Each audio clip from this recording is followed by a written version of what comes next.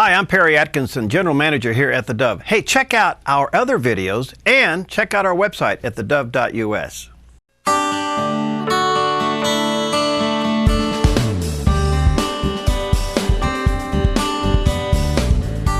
Well, welcome to Focus Today. I'm your host, Perry Atkinson. Well, we're all concerned, at least we should be, what's going on in Israel and what is the Americans' response to what's happening and really what's it all about. And it has escalated. Well, we always honor greatly the time that we have with David Rubin. David is the former mayor of Shiloh, Israel, and he's also, which is in the regional area of Samaria. He's also the gentleman behind the Shiloh Israel's Children's Fund. And by the way, let me give you a couple of websites now in case you want to correspond with him. DavidRubinIsrael.com, or you can go to the ShilohIsraelChildren.org and get his books and keep up with him and communicate with him that way. And David, you just returned to Israel. Nice to see you, my friend. How you doing? Well, thank you, Perry. Well, all I could say is thank God that I'm back in Israel. But I have to tell you, there's a lot going on here right now. As I was getting off the plane to set foot in Ben Gurion International Airport in Israel, the sirens went off, indicating that there are rockets being fired in the area not too far from the airport. So everyone had to quickly go for cover, and we were not allowed to get off the plane right away until they were sure that the coast was clear and that we could go to where they wanted us to go. Unbelievable. I don't know if we understand living in those kind of conditions, especially in these modern times. It's just mind-boggling to me what you have to live with over there. David, help us to get our head around it. What happened that accelerated the conflict to this level? What happened? What brought it to this point? Well, it's actually quite simple if one looks at the situation objectively. The Hamas terrorist organization has been firing rockets at Israel intermittently, sometimes heavily, sometimes lightly, sometimes not at all. But they've been doing it for, I would say, about 9 years now, and they aim intentionally at civilians, only at civilian areas, not at military targets. And this is the way they work. And they instill fear in people, and so what happens? Eventually, Israel reaches the point where it has to do something about it, and that's pretty much what happened here. And the fact that the 3 teenage boys were kidnapped and murdered just a few weeks ago certainly added a little impetus to this process. But the fact is, at some point, Israel needs to really take the offensive if we are to win this war. Otherwise, we're going to be going through this every 2 years or so. What's been the reaction by Israeli citizens with Netanyahu's action here? Well, it depends on which action we're talking about. Well, the conflict that's retaliating with those rockets coming in from Hamas. Well, unfortunately, you don't win a war by retaliating. Right. You win a war by taking the offensive. It's just like it's just kind of a dangerous game of sports, and that's what's going on here. We have a very dangerous game of sports, in which you have to take the offensive if you want to win. Anyone who's played basketball or any other sport knows that. So you have to take the offensive. Up to this point, we have not taken the offensive. We've been retaliating. We've been letting them determine the rules of the game. And strategically, that just doesn't work. It's only when Israel sends in the ground troops that we're truly going to be able to clear out those weapon smuggling tunnels and bomb factories that the Hamas and the Islamic Jihad terrorists have planted underground. You can't get to that. You can't destroy that with just air attacks. Air attacks can help to protect the ground troops, but the air attacks are not going to win a war in and of themselves. Okay, so are the citizens behind the prime minister? Oh, the citizens are in favor. Majority of citizens are in favor of a ground offensive. Up to this point, that hasn't happened. Wow. All right. There was an offer for a ceasefire, and it was rejected. And I guess the attacks now have accelerated. What's next? Well, the ceasefire was proposed, coordinated between Egypt and the United States and the UN and the EU and all these countries. The ceasefire is a farce. The only purpose of the ceasefire was to stop Israel from winning, and the Israeli cabinet, interestingly, agreed to the ceasefire, partially because we're hypersensitive, oversensitive to what the world will say if Israel takes the offensive. What we need to be doing is taking the offensive. The Hamas refused the ceasefire. Now we need to be taking the offensive. I call on Israel's prime minister, and by the way, I call on him to do this in my articles on IsraelNationalNews.com. And over and over, I call on him to fight to win. This time, I say fight to win. I wrote an article called "This Time, Fight to Win." That's what Israel needs to be doing right now, is fighting to win, taking the offensive, air attacks, ground offensive, destroy those bomb smuggling tunnels, destroy those weapon smuggling tunnels, and take away the weapons from those terrorists. It's absolutely a tragedy and a scandal that they have been allowed to retain these weapons up to this point. It's been said Israeli intelligence is the best in the world, so you obviously know where those tunnels are. You obviously know where those weapons are being hidden, and yet some of the terrorists themselves will run the mosque or even the schools to hide. How in the world do you select where you're going to attack? Well, you just said it yourself. If you have excellent intelligence, then for the most part you're going to know where the weapons are and where the military targets are. We do know the military is all prepared for this. The military has been training for a long time, and we just hope and pray that the politicians will not grab at defeat as opposed to victory. We have an opportunity to fight in the spirit of Joshua and to win this war, and we just need to do it. All right, so what I'm hearing you say is, all right, a offer for peace is really a farce. Let's go in now and stay in there until the mission's accomplished. Absolutely. You make peace with those who want peace. As many of your listeners and many of your viewers know, I wrote a book, my most recent book, which is called Peace for Peace, Israel in the New Middle East. Right. Okay, Peace for Peace means that if they really want peace, they could have had it yesterday. The fact is that they don't really want peace. They want to destroy Israel. They want to have an Israel-free Middle East. In fact, a Middle East that's free of all non-Muslims. That's what they want. That's what Hamas wants. That's what Islamic Jihad wants. I read what they have to say. I know what they say in Arabic, and I don't have any illusions. It's very clear. So if this is what they really want, if they really want war, well, we should be giving it to them. But giving it to them 10 times as hard as what they're giving to us. Clearly, you outnumber them. No, we don't. We don't outnumber them, but we do outnumber them in terms of military intelligence and technology, and know-how. And I'll just add one more thing. We have the God of Israel on our side. So.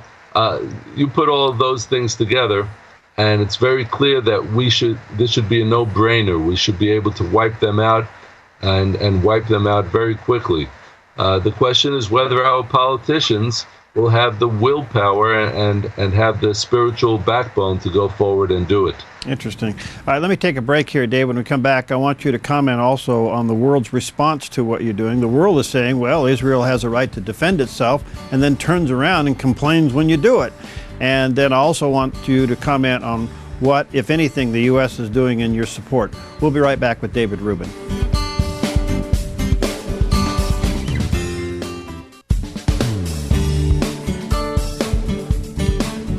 Okay, we're back, and our special guest today is our good friend David Rubin. We're Skyping him in live from Israel today. He's the former mayor of Shiloh, Israel, and he's also the founder and president of Shiloh Israel Children's Fund, author of quite a few books, and several that I and highly recommend that you read. Peace for Peace, The Islamic Tsunami. And by the way, you can get a hold of these by going to davidrubinisrael.com, or you can go to shilohisraelchildren.org. And David, before we run out of time, tell us about the Shiloh Israel Fund. What is that? Yes, the Shiloh Israel Children's Fund is what I started, an organization that I started several years back after a terrible terrorist attack when my 3-year-old son and I were wounded. And we miraculously survived that attack. A bullet that went into my son's head and through his neck missed his brainstem by 1 millimeter. I was shot in the leg, and we managed to get away from the terrorists. But the fact is that there is a lot of trauma connected with this terrorism. It's not just the actual physical wounds that children and their parents suffer from, but it's also the psychological trauma of terrorism. So I started the Shiloh Israel Children's Fund for the purpose of healing the trauma of the terror victim children and rebuilding the biblical heartland of Israel through those children. So we have therapeutic programs using art and music and animals, a petting zoo, a horse farm, and all of these tools, these updated methods are used to heal the trauma of terrorism, to rebuild the biblical heartland through those children. I encourage everyone to go to that website, to Shiloh, that's spelled SHILOH, IsraelChildren.org, ShilohIsraelChildren.org. They can find out more about it. They can donate online, and a lot of people do.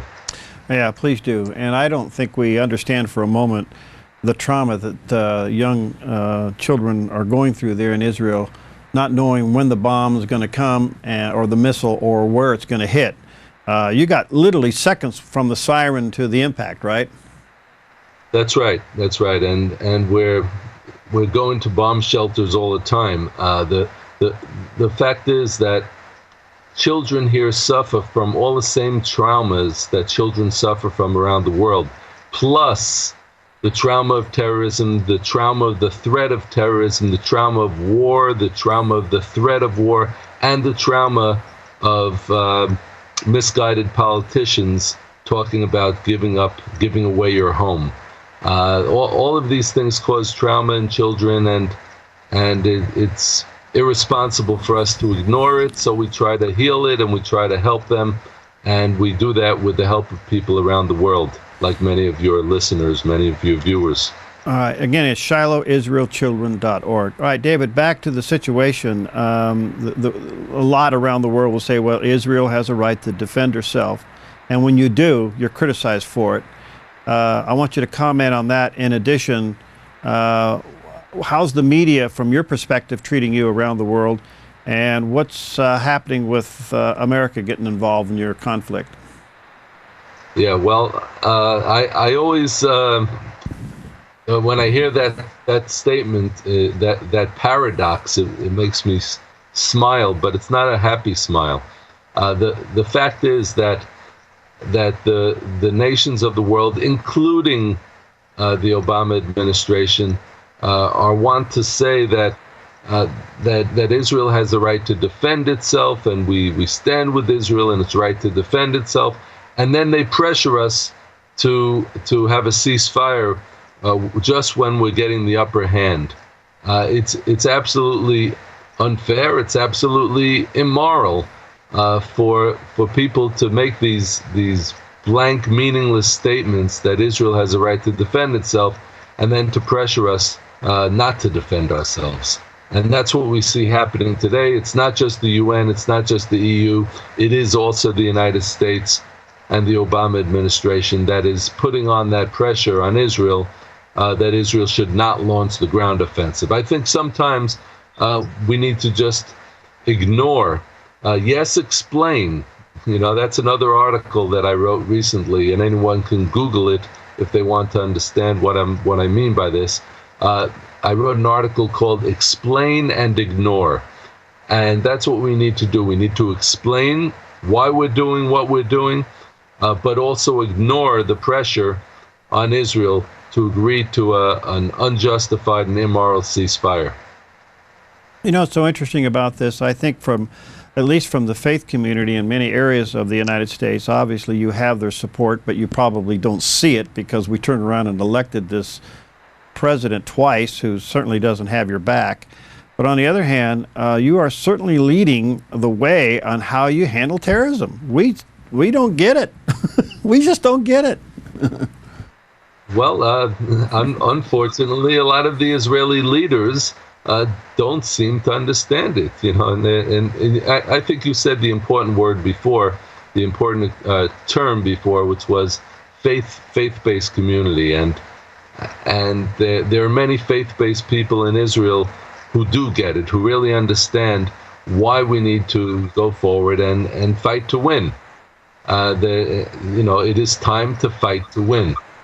And if anybody wants to read more about that, they could just go to Google and just type in "this time, fight to win," and that's the article that I wrote about this, and I stated very clearly, and I'm sure that many of your viewers would understand what I'm talking about, and then we all just have to continue to urge Israel's leaders to act with that strength, of will, and to win the battle this time.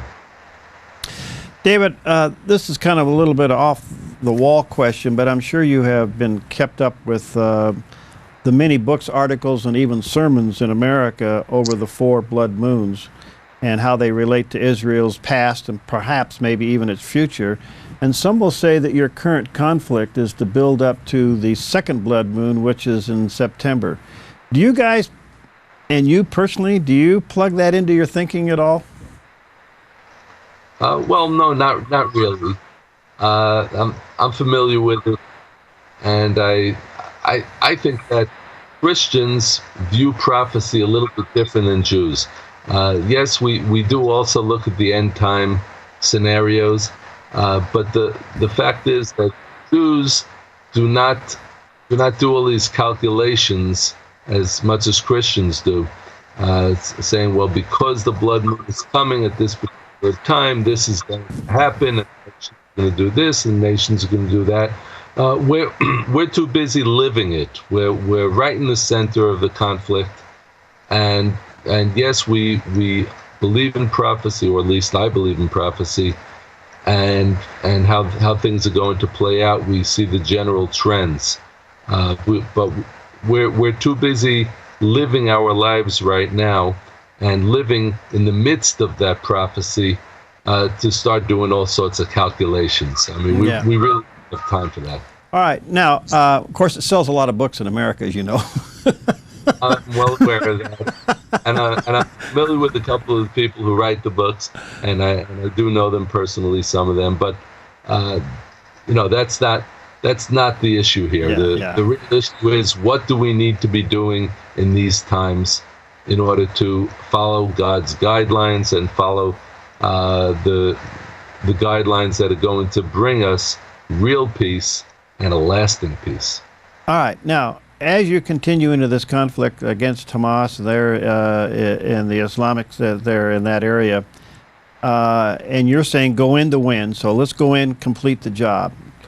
At the same time, do you sense a threat from Syria, Egypt, Lebanon, looking over their shoulders and saying, we got your back if this thing goes too far? Well, they're always a threat to us. You have to remember, we're a little country about the size of New Jersey. We're surrounded by enemies, and these enemies want to destroy us. We don't have any illusions about that. Maybe Egypt is a little bit better than Lebanon or Syria right now, a little bit more stable at the moment. But we're aware of what's going on all around us, and we need to be strong and to do what we need to do, not to be too concerned about our enemies, and the various enemies that surround us. But we have to be prepared for every eventuality, even a multiple front war, which could happen at some point. The conflict also with the ISIS and others there in Iraq, it seems that among the Muslims that there is conflict and civil strife and maybe even civil war. Do you think in time that will find its way to, I mean, there will be a winner in their own civil war? I mean, they can't even get along among themselves, let alone concentrate on taking you out. I don't think that we or the United States or any other countries who believe in freedom should be wasting our time supporting either the Shiite Muslims or the Sunni Muslims. Let them fight their civil war. In fact, encourage them to fight their civil war. If the Shiites are winning, well, help out the Sunnis a little bit. If the Sunnis are winning, help out the Shiites a little bit. Let's keep that civil war going. It's a good thing. I want my enemy fighting my enemy. The only people in the whole country of Iraq, if we could still call it a country, that are in the least positive are the Kurds. Mm-hmm. And those are the people who should be getting passive support from the free world, to encourage them to assert their autonomy and even perhaps give them an independent country. But the Shiites and Sunnis both want to destroy Israel and the United States and all of Judeo-Christian civilization, and there is no reason to be giving either of those two groups any kind of support. I agree with that. So what's next, David? Where are you? I mean, do you think the current administration there in Israel has the fortitude to go in and win? Well, they need to be encouraged to do so. They voted for the ceasefire, which I think was a terrible mistake. But you know what we say in biblical terms. God can just, he's up there and handling us like marionettes. He pulls a string, and he can harden Pharaoh's heart, and he can harden the heart of the Hamas. And so we agreed to the ceasefire, and then the Hamas rejected the ceasefire because we're not supposed to have a ceasefire right now. So Israel has another opportunity now to go forward with the ground offensive, coupling that with the air attacks. And hopefully we'll start doing some serious activity here that will clean out those nests of hatred in Gaza and will bring some victory for Israel. Well, David, you're in our prayers. Thank you, friend. We value greatly our relationship with you and the time that you give us to keep us updated. I want to encourage our viewers and listeners, check it out, davidrubinisrael.com or shilohisraelchildren.org. Check out his books, Peace for Peace, The Islamic Tsunami. Check out his articles. Where's the best place to read your articles? Oh, you can just go to israelnationalnews.com. israelnationalnews.com.